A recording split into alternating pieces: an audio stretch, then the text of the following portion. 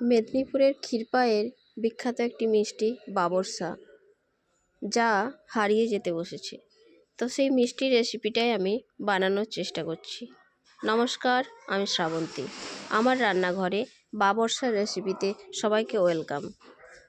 অনেকেই মিষ্টির রেসিপিটা দেওয়ার জন্য অনুরোধ করেছেন, তো আমি মিষ্টির রেসিপিটা ভিডিও সমেত দিয়ে দিলাম, আপনারা দেখে নেবেন। তো বাবরসা বানানোর জন্য বরফের আইস কিউব লাগবে। তো সব ঠান্ডা ঠান্ডাই জিনিস লাগবে এই রেসিপিটা বানানোর জন্য। তো আমি কতকগুলো আইস কিউব করে রেখেছিলাম, আর 3 চামচ মতো আমি তার মধ্যে ঘি দিয়ে দিলাম।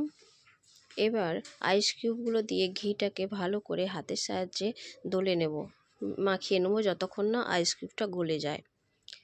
এবার আমি ওই ঘিটা পুরো মাখনের মতো হয়ে যাবে, তারপর আমি ওর মধ্যে ময়দা দিয়ে দেব। যতটা পরিমাণ ময়দা লাগবে আপনারা ততটাই দেবেন। দিয়ে এরকম একটি মণ্ড তৈরি হবে। এবার এই মণ্ডটার মধ্যে আমি একটু একটু করে দুধ দিয়ে দেবো, ঠান্ডা দুধ। দুধটা প্রথমে গরম করে নেবেন, তারপর ঠান্ডা করে নেবেন। গরম জিনিস কিন্তু একটু কিছু দেবেন না। ঠান্ডা দুধ দিয়ে দিলাম এর মধ্যে, দিয়ে ভালো করে আমি এই মণ্ডটা পাতলা আকারে, একদম মোটাও হবে না, একদম পাতলাও হবে না। এবার আমি ফ্রিজে রাখা ঠান্ডা জল এর মধ্যে অল্প অল্প দিয়ে দেবো। এখন কিন্তু বরফ মেশাবেন না, এখন ফ্রিজের ঠান্ডা জল দেব।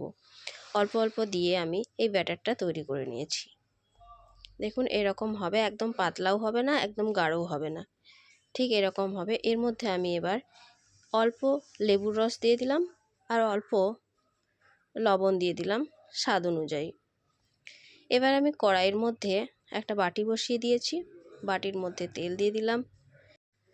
বাটির মাপ অনুযায়ী তেলটা দেবেন, তেলটা একটু বেশি লাগে, তো এইভাবে আমি দিয়ে দিলাম। এবার আমি একটা চামচের সাহায্যে ওই বাটির মধ্যে অল্প অল্প ব্যাটারটা দিতে থাকবো। যতটা থিকনেসটা বাড়াবেন আপনারা পরিমাণ অনুযায়ী দেবেন, যতটা মোটা করবেন সেরকম পরিমাণ দেবেন, আর যদি পাতলা করতে চান তো সেইভাবে দেবেন।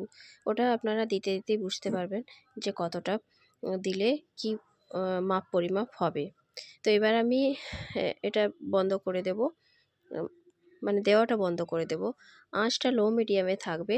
তারপর যখন ওটা দেওয়া শেষ হয়ে যাবে তখন একটু মিডিয়ামটা হাই করে দেবেন, তাহলে এটা ভাজা হয়ে যাবে। কাঁটা চামচের সাহায্যে এটা সাইডগুলো একটু একটু ছাড়িয়ে নেবেন, ছেড়ে যাবে সঙ্গে সঙ্গে, কোনো লেগে থাকবে না।